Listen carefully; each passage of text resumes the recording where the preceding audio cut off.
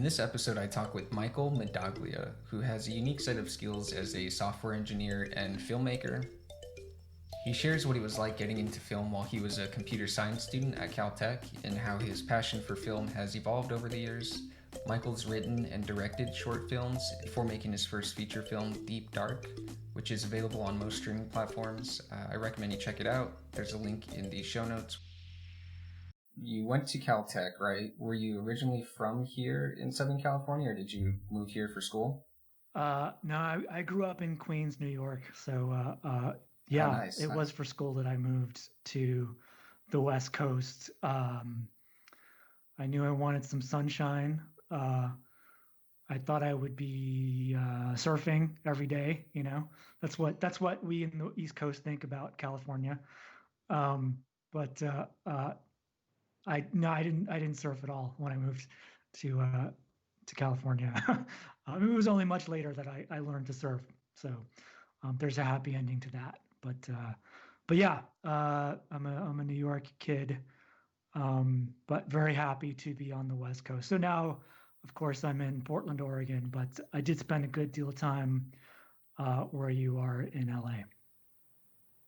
Were you going back and forth, or had you ever been to LA before, or did you just come out here for It school for the was, first yeah, it time? was pretty much for school. It was a bit of a shocker. I visited San Diego once, which is, beautiful Mhm. beaches and stuff. But yeah, I just kind of took the plunge. I was 17, just wanted to get out. It was actually a great experience.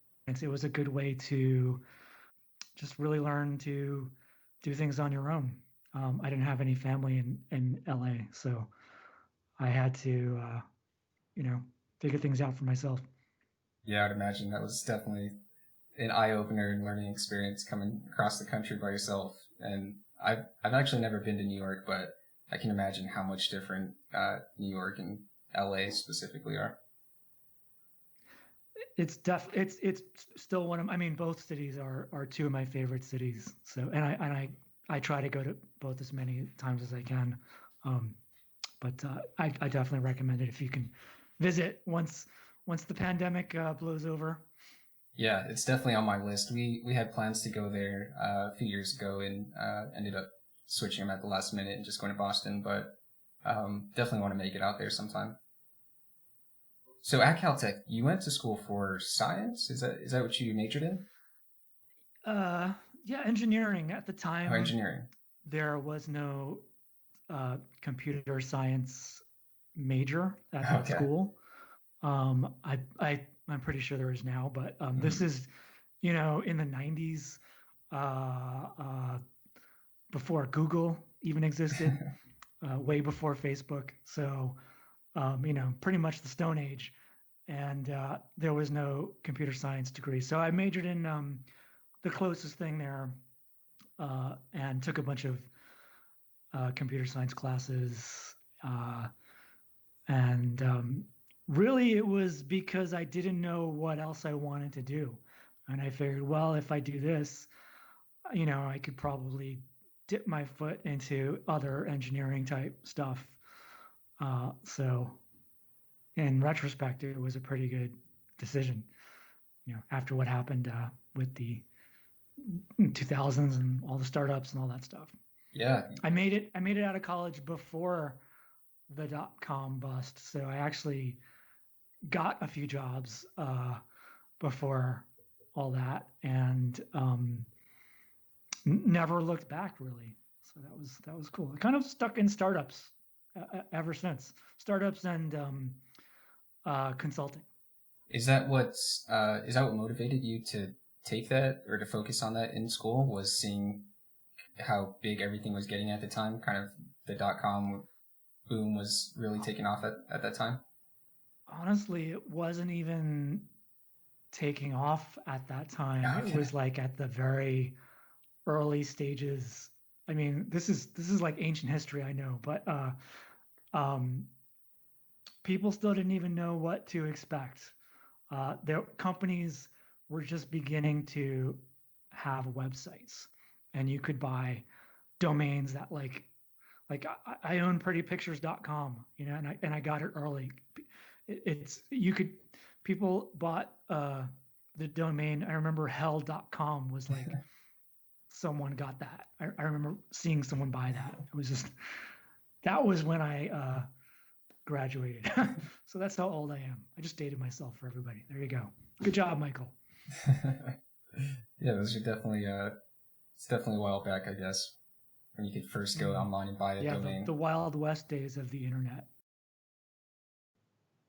When you finished school, did you get a job as a software engineer, or I read somewhere that you also did some short films after school? Yeah. Yeah. So even during school, I started taking film classes at a neighboring college.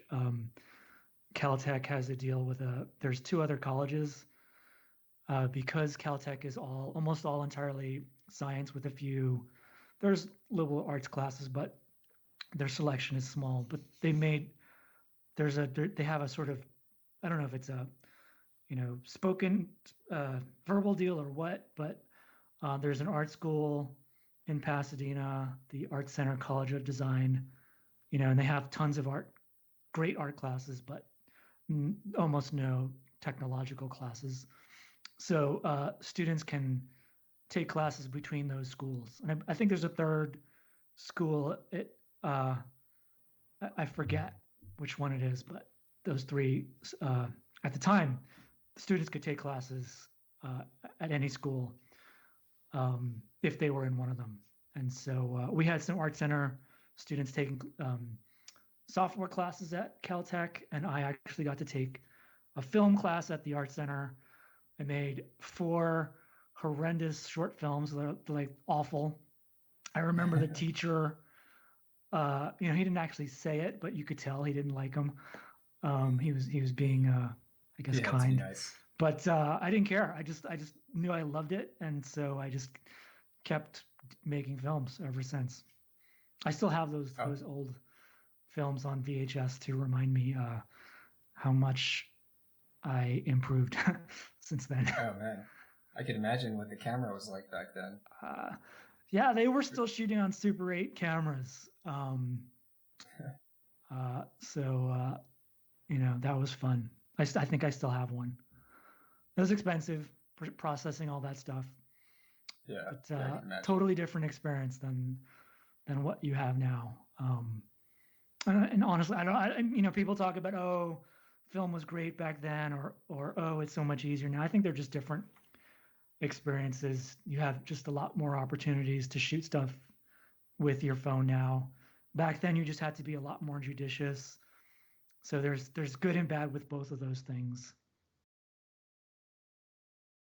That's where your interest for film started? Was it at that school and taking those classes? Yeah, I mean, I think as a kid, I wanted to draw comic books. That's I think 75% of the filmmakers probably say that same thing. But that was always the telling stories with visuals and text was I think was kind of always something I was into. And once I made a film, I was like, wow, this is amazing. You can write a story, you can tell the story. Uh, it required a lot more than just sitting at a desk drawing. It required uh, it was hard.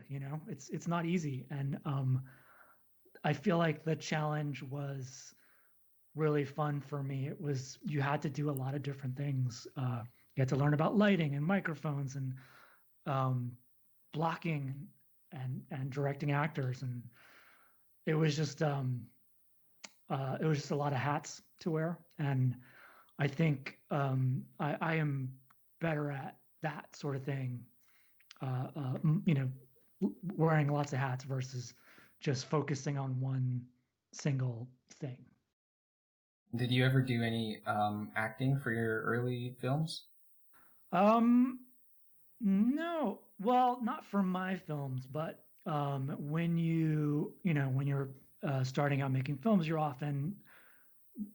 you're helping your friends make their films, and so I did a lot of acting with on other friends' films, and I always enjoyed it. I always knew I was not that good of an actor, but it's for me, it was always fun just getting in front of the camera. I'm sure I'll end up in front of the camera again sometime. If you are thinking about directing or making films, I highly recommend either taking an acting class or just doing some acting or even auditioning. It's super helpful as a director to just to know what it's like to be an actor and what they go through. I highly recommend. I took some acting classes specifically for that reason, and it's only helped me. And it helps to be able to communicate, versus two people speaking different languages, trying to get a message across. Now you can actually speak to an actor in a way that you can better convey whatever your intent is. I think that's a lot of filmmaking is, if you're a director, you're talking to the DP, you're talking to the makeup artist, and you need to be able to collaborate. So it's the same thing with the actors. Yeah, a lot of coordinating and just making sure that everyone's on the same page. Trying to get your vision essentially in everyone else's mind too. Yeah, that, and I mean, it's not always just your vision. It's also they will come up with amazing things too. So, and that all comes down to good collaboration. So yeah, obviously you're the one with the vision and leading the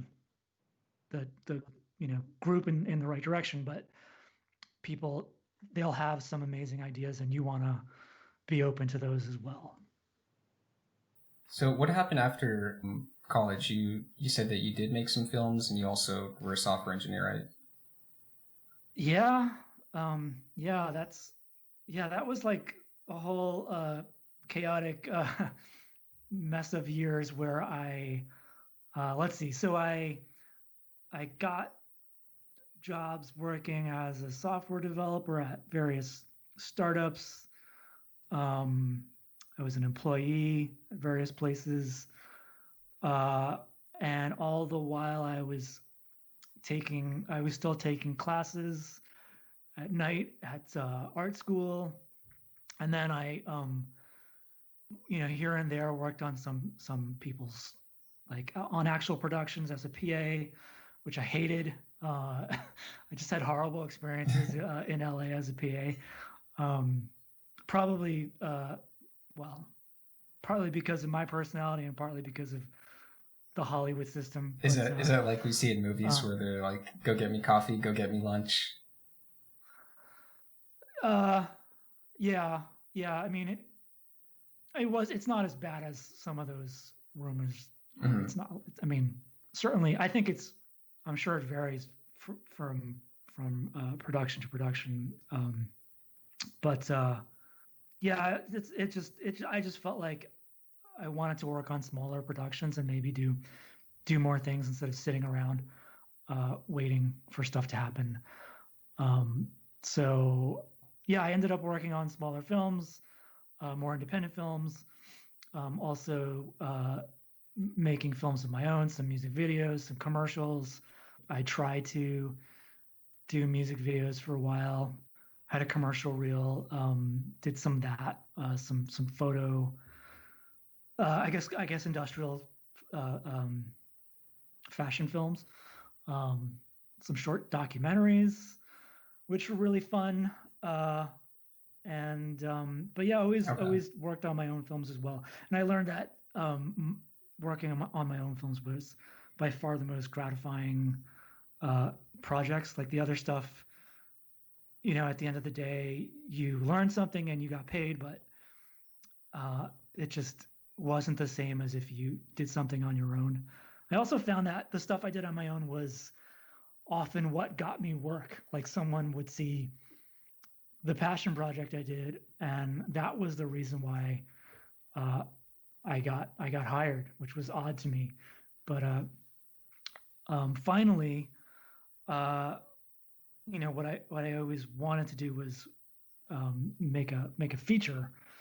Um, so I kind of stopped making the short format stuff and focused entirely on writing a feature, and then eventually got it made. But in the background, I was also working on still doing the software development stuff, paying the rent, that kind of stuff. The filmmaking never really paid that well, so I always knew I had to have something to fall back on. Yeah, yeah, definitely. I'm getting into mention I'm trying to start making short films myself, and it's looking like it's going to be a very long process before I could, make any sort of money. So definitely need a full-time job or some sort of steady income besides Yeah, jumping into trying to make money from making films. yeah, I think that's really smart. Um, you know, I don't know too many filmmakers who solely, direct. Most filmmakers do something else, whether it's in the film industry or Mm-hmm. outside of it. Like half the actors are bartenders or real estate agents Yeah, on the side. yeah. Uh, Directors that are, they also write copy for blogs or whatever. It's like across the board. It's like so few directors I know that's all they do.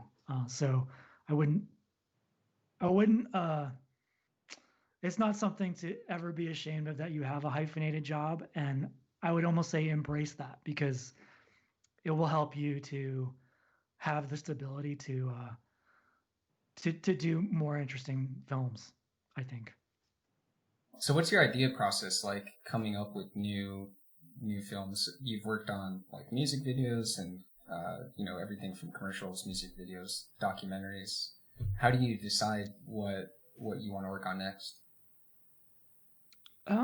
That's a good question. I want to say like there's just a trap door in my head and they pop out of it. But I feel like okay, well, it's easier to talk about specific films. With Deep Dark, it was it was one specific scene that popped into my head one day, and I just ended up conceiving of this whole film around it. It was the scene where the guy is pulling the messages out of the wall, and the messages are. It's almost like he's having a conversation, but he's pulling these little fortune cookie fortunes out of the wall. And For me, that one scene was interesting enough that I wanted to develop the whole film around. For the short film Kitty Kitty, I think it was just the brain parasite Toxoplasma gondii.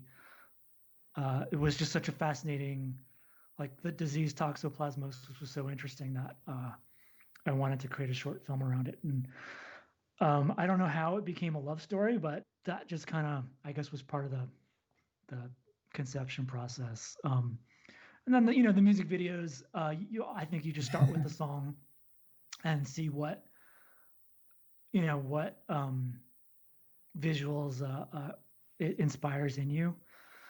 Um, I think that's pretty typical to how people do music videos, or they might get the band might give them the idea.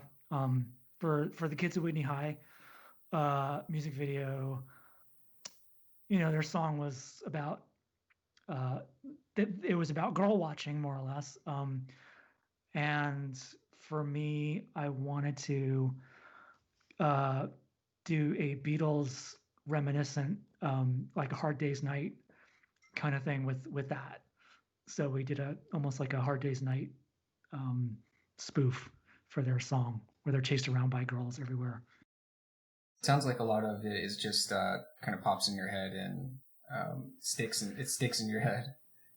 Yeah, I think. Well, okay, I think you come up with a kernel of an idea. Mm-hmm. However that happens, I guess, is really up to you. And then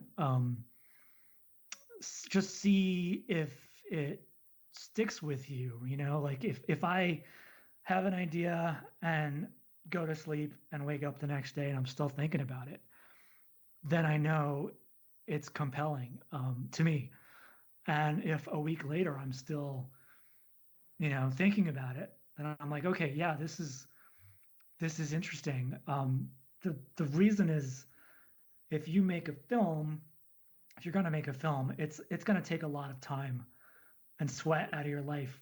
So you're going to want to make sure you really care about it. And if I feel like if that idea is that important to you, if it really, something you can think about for days and you want to live with for weeks or months or years, then yeah, it's worth making a film about.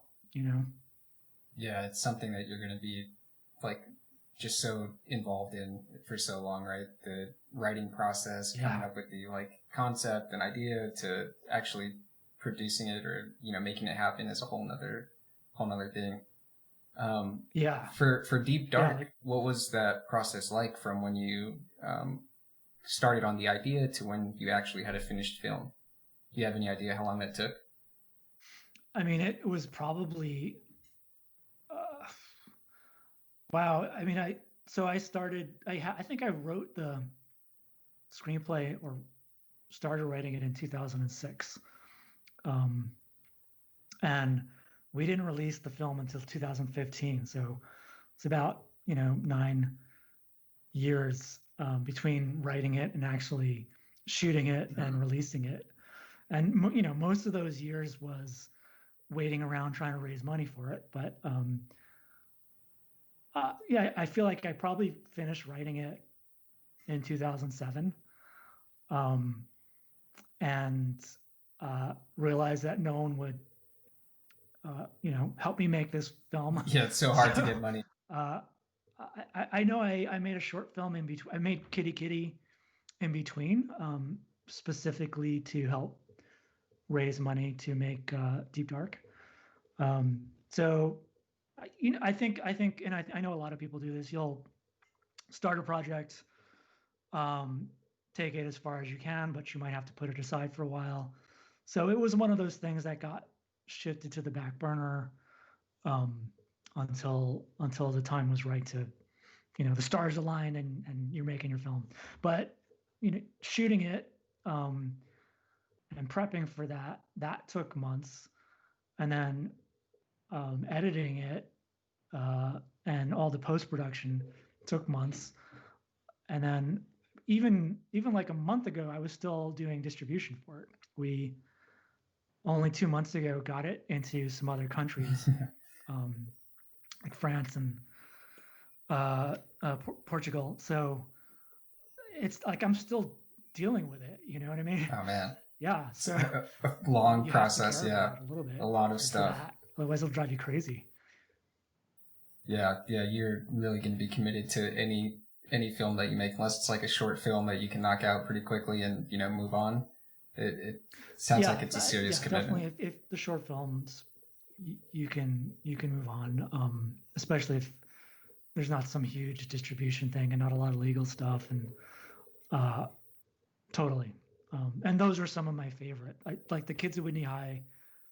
Working with those kids that was some of the best. That was like one of my favorite experiences directing. Uh, I almost want to do more stuff with them. Uh, challenge people. I still would love to do more of that stuff, just because of that experience. And are they? Oh yeah, if you've never heard of them, they're in Los Angeles, so you might actually be able to see them. It's so Whitney High is a special ed high school in LA, or around it, and one of the music teachers, Mike Monaghan, he taught a music class where the kids write and sing their own songs, and then he turned that into a band, and actually took them on tour. So he and he has another band play the instruments, and the kids write their own songs and sing and perform and sing their own songs. But they play on tours. They played at Amoeba Records like many times. I don't know if Amoeba's still around there in LA, but um, yeah, people you might be surprised at who's heard of them. They toured with Mike Patton at one point. So anyway, they're a fun band if you can see them. For Deep Dark, what was the uh, casting process like? Did you just look online for people, or were you able to reach out to people you knew? That was interesting because I had recently moved to Portland, Oregon at the time, and didn't know too many actors in Portland, so I relied on some of the producers I was working with, and also a casting director, local casting director, to help me find actors. And so we didn't do online. We casted it was in person casting. So a lot of people. Yeah, nowadays you can cast over Skype, and I've done that too. But at the time, it was. Um, I mean, I prefer to do in person if possible, and we were able to. So we did. But yeah, it was Lori Lewis. Now I remember. She helped us cast almost all the people in that film. Was that also the crew, or did you? What was the size of the crew for that? So the crew was, I'm just gonna guess because it's hard to remember, but I'm gonna say like Mm-hmm. 18 to 20 people. Oh It wow, adds up fast. yeah. Uh, but you have your grip and electric team. There's obviously the DP and the ACs. I remember it was almost only one person in the sound department. This guy Brian Mazzi did everything himself, which is great. Uh, Boomed and recorded. But there was stunts, there were special makeup effects, there was art department a lot of the time because we did all kinds of crazy stuff in that apartment, which was a stage. Um, Mm-hmm. but all Portland crew except for the DP Francisco, who was an old friend from Los Angeles. He was the only person from outside of Portland. But it was interesting. He actually, when he came to the U.S. from Costa Rica, he first came to Portland, Oregon. So that was actually his like hometown in the U.S. So he got to revisit all his old, bars and stuff that he hung out at. Was Deep Dark self-funded? I mean, not entirely. No, I mean, I did put uh, some of my own money in it, but it was not, yeah, not entirely self-funded. There was some private equity, some state funding, rebates. In Oregon, they do rebates. Other places, I guess it's tax. I forget, tax break or something. Um, and then we got some post money after it was cut together. We got some more money. That was primarily it. I mean, it's a very low budget film. It was a SAG ultra low budget film, but I don't know what the budget looks like, but we didn't have too much. Yeah. And as the director, is that something that you are very involved in, budget and like managing how, what we're going to spend a lot of money on these effects versus this costume or something like that? The producer did. She was really the one. I guess I had a lot of other stuff to worry about, so I left a lot of that to her, and that's really her. Is Laura Cuddy, who's a fantastic producer. She took care of most of that, but at the same time, we both knew what budget we were working in, and we both were trying to save as much money as possible. So um, I was constantly keeping an eye on, okay, if I do the shot this way, it's going to cost 10 times more, or this, I mean, it's going to take this many more days to Yeah. shoot, or we're going to require a company move if we do this, which means we'll lose a half a day. All that stuff. It's totally intertwined between how you decide to shoot versus production choices you make. So uh, I think both of us were very much scraping pennies together. What was the um, distribution process like after that? You did was Deep Dark the film that you had submitted to festivals and Yeah. Um, I so having made short films, I had already done I've gone to festivals before, had that experience, and kind of felt like I knew the lay of the land a little bit. So I knew I wanted to do that with Deep Dark, at least for 9 months if I could. And as an indie film like that, it does help. I mean, tremendously if you can get into some good festivals. A lot of festivals, it doesn't really matter if you got in or not, but there's a handful that will really help out a lot. And so we tried to do that, and got into some good ones. It's oddly, the international festivals we did much better than locally. Got into some prestigious international festivals. Locally, it's like, we did okay, but nothing, no South by or no Fantastic Fest. But in Brazil and London, some other countries we actually did. In Mexico, actually, we got into one of the biggest horror festivals and actually won Best Director award, which was super cool. So it's an interesting experience. It's like I started to wonder, like, well, maybe this is more of a film for certain countries and cultures, and maybe it's not as much hitting the nerve, the pulse of like some U.S. Fans. I don't know. Uh, but I'm totally not answering your question. You asked about the distribution process, right?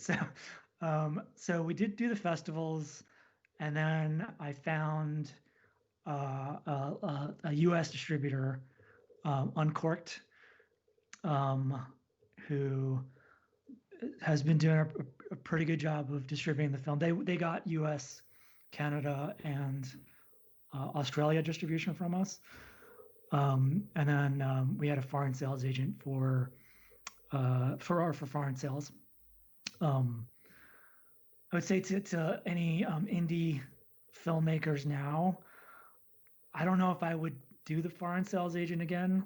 At the time, there wasn't as many options, but I feel like now it's even easier to self-distribute overseas, and even in the U.S., it's easy to self-distribute. So I highly recommend looking into that if you have the time to do the work. Uh, Also, at the time I finished Deep Dark, I I had no money. Uh, didn't really have a job anymore because I quit to make the film. So I desperately needed work, uh, and I couldn't really spend too much time distributing the film. So uh, for me, the foreign sales agent and the U.S. distributor was probably a good decision, because I had to find work immediately. So I did, which was good, but I didn't get too much time to like baby the distribution process. It was only more recently that I have been able to do that. is someone able to upload a film on like Amazon if I wanted to go upload something for free? Is it that easy to do Yes. nowadays? It is. Yeah. Yeah. Yeah. I'm surprised more filmmakers don't know this. Amazon has I don't know what you'd call it. They have a service or division where independent filmmakers can upload a film. I think it's called Amazon Video Direct, Amazon something Direct, and you can up. I mean, you will still have to do similar things you would. You have to upload a master copy. You have to. There's some legal stuff you need to deal with. You have to get subtitles. It's not like uploading something to YouTube. There's quality control that it has to pass a quality assurance test. And then you will be able to distribute it to a couple of like Amazon English language. You might be able to do Amazon Germany if you do German subtitles or translation. And then they will take a percentage of any sale, right? But there's other services that are similar, which is like so Film Hub is another one. They will distribute to they will help you distribute to Amazon. They will help you distribute to like Voodoo. I forget some of like the set top boxes. I forget which one. There's so many. Yeah, exactly. Mostly subscription streaming services. Canopy, they'll help you distribute to Canopy. But they'll take a percentage. It's like 30% on top of, whatever those streaming services are taking. So Amazon might take their 20%. Film Hub on top of that takes 30%. And then you're left with a huge percentage. Yeah. Well, it's like, so Amazon takes like, I actually just did this for our investors, so I can tell you this. I can break it right down. So Amazon will take their 20 off of every dollar that, say, the customer spent. And then you're left with, say, 80 cents of that dollar. So then your aggregate service, your Film Hub or whatever, takes 30% of that. So you're left with something like 58 cents on the dollar, or 56 cents if I'm doing my math right. So yeah, it's a huge percent, but that's kind of your options really, because Amazon's like, it's hard to get your stuff directly on Amazon. You're going to be, they just don't like to deal with individual filmmakers as much. It's harder. I actually tried just going directly to Amazon first, and that took forever. So I just switched to an aggregate service. But there's a couple. If you research, I forget all of them. But yeah, it's much easier and you can do it. You still have to promote your own film. You still have to advertise for your own film, and you're still paying for that. So that's a whole other aspect to it. Yeah, it definitely sounds like a lot of work. For the film festivals, what was it like? What were your expectations going into these festivals versus what actually happened? Yeah, film festivals, they can be a lot of things. So, you might get your film. So I got a short film in South by Southwest. This was a while back, and I was like, oh, I hit the jackpot. I'm in South by, so this is going to be amazing. And I thought like that would be the beginning of my illustrious career, making Hollywood blockbuster movies. My life was set, right? But yeah, I think that's obviously that was not the case. Yeah. You get a film in a festival, a big festival like that, and it's a huge help, but it's not gonna necessarily make or break your career. You're still, at the end of the day, left to your own devices to make another film, but what you can get from those festivals is you can meet somebody that can become your ally into making that next film. I've met many producers at film festivals that I've gone on to work with, or cinematographers, all kinds of people that you meet at festivals that are, they're there because they're interested in film. They will see your work, you'll see their work. It's just a great way to get to connect with those people that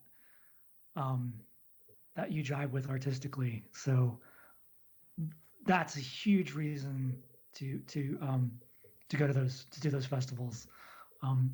And yeah, if you get your film in a Sundance or in a South by, you probably will have people, possibly agents, asking you, what do you have next? Do you have any screenplays, that kind of stuff? And if you do have stuff lined up, they'll probably, uh, that's the time they're going to want to read them. So that's a great time to have those in the queue. At that time for me, I did not have Deep Dark. It was not even, it didn't exist for me when I was in South by. So I didn't really have anything to follow up with. And then, those connections get a little stale after a while. So, but yeah, it's also great to see how people react to your film as a filmmaker. I think that's a huge learning experience. Oh yeah, I can imagine that could be tough at and times. it's also just fun. I mean, it's a great time. You see other people's films you would never get to see. You learn about films from different countries. I didn't realize how amazing Korean sci-fi and horror films were until I started going to festivals. Same thing with Danish films. I had no idea because as Americans, we don't get those films really.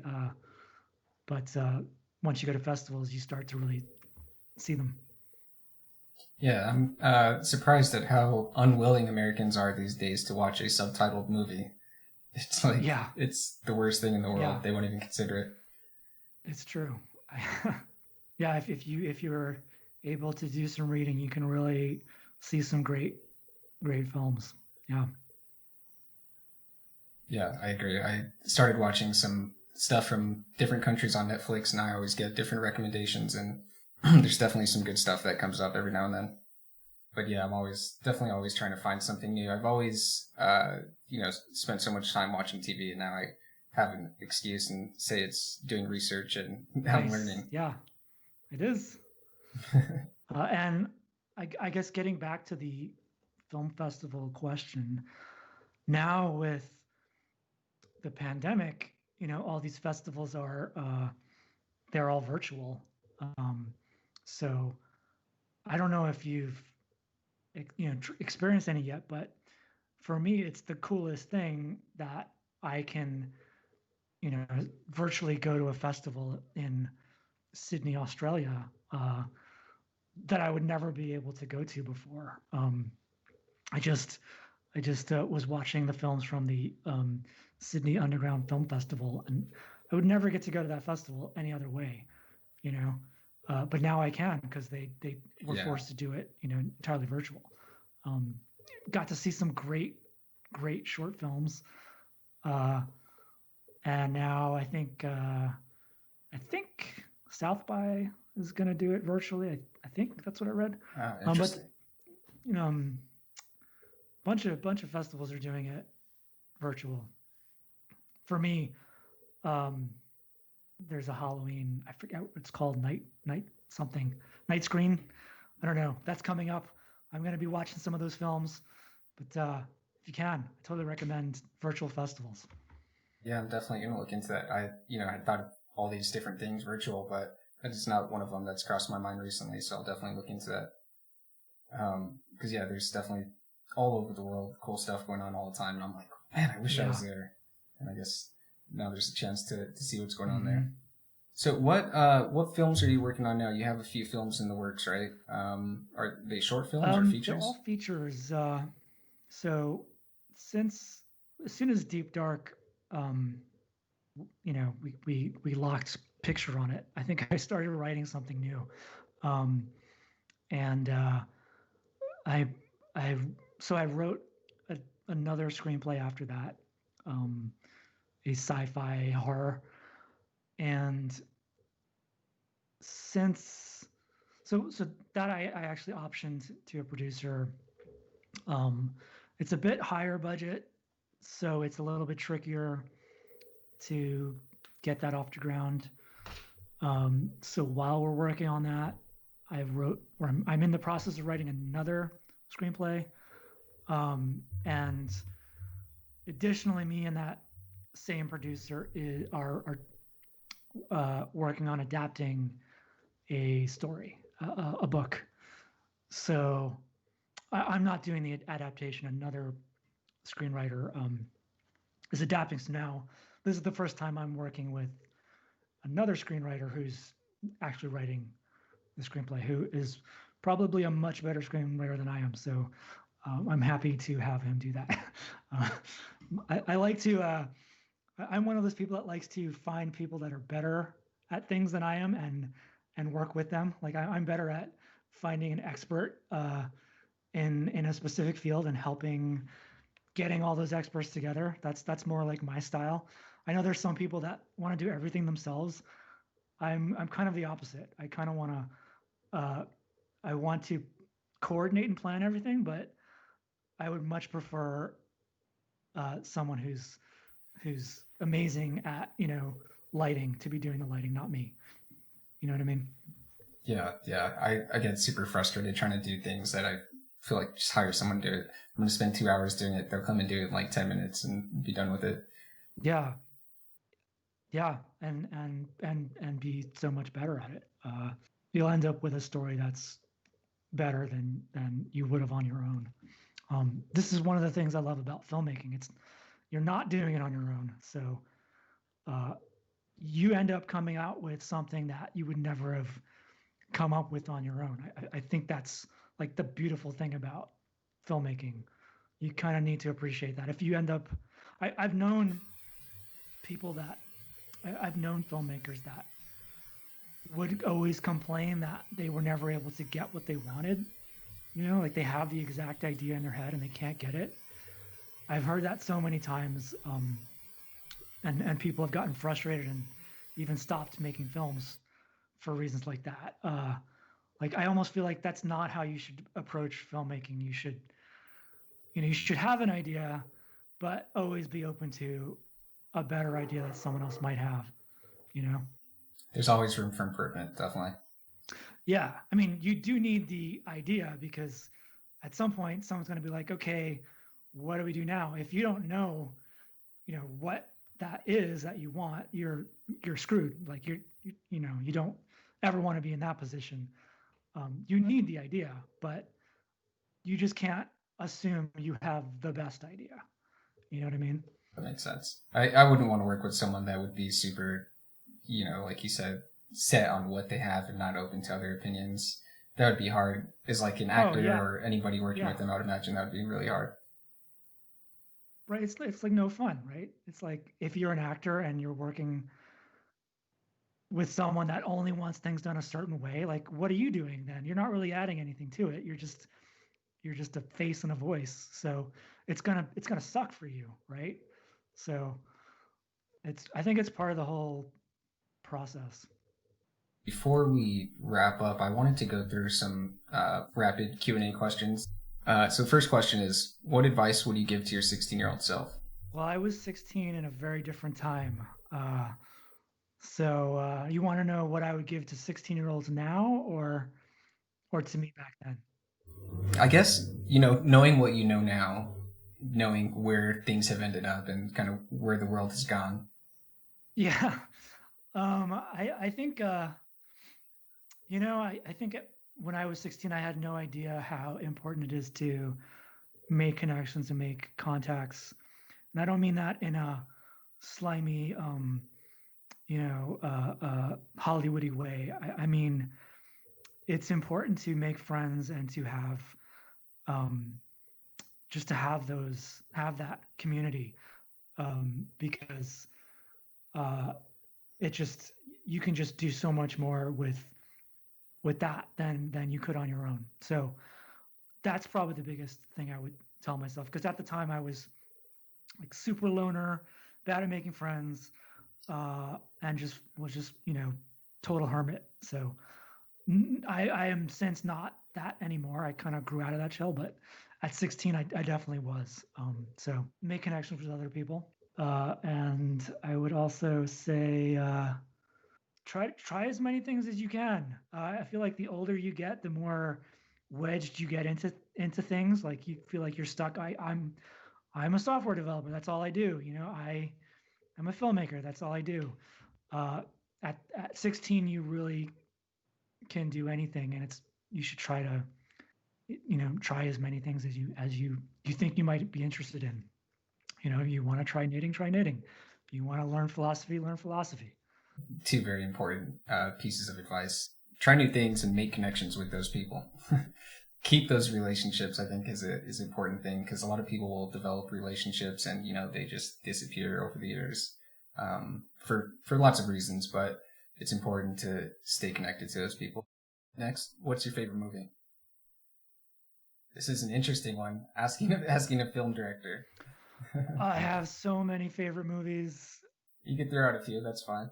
All right, I'm just gonna verbally vomit a bunch of movies. Um, so one of my favorite directors alive now is Jonathan Glazer. Pretty much any movie he's made is a favorite of mine. Under the Skin, Birth. Uh, I'm a big fan of Stanley Kubrick, most of his movies. Doctor Strangelove, The Shining,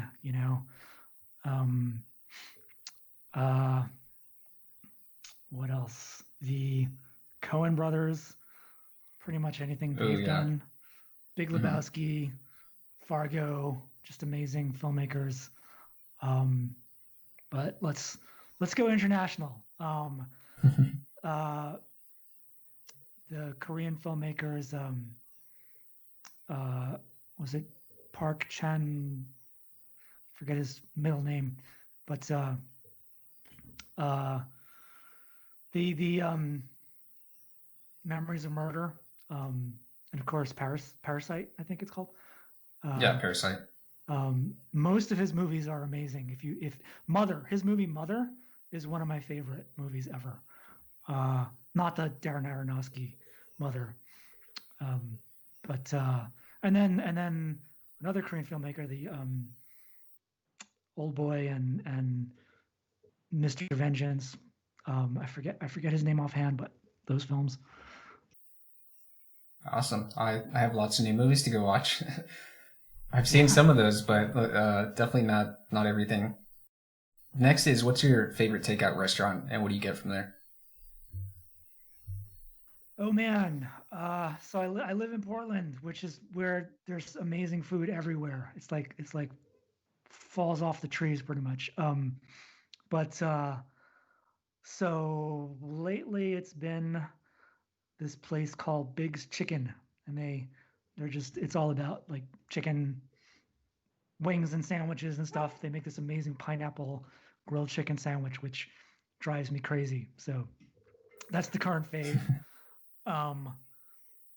But a lot of it comes down to who's serving your food. Like, if I have a good relationship with the person, I like will just go back to the restaurant. So there's like a sushi truck near me, and the guys who work there are just amazing.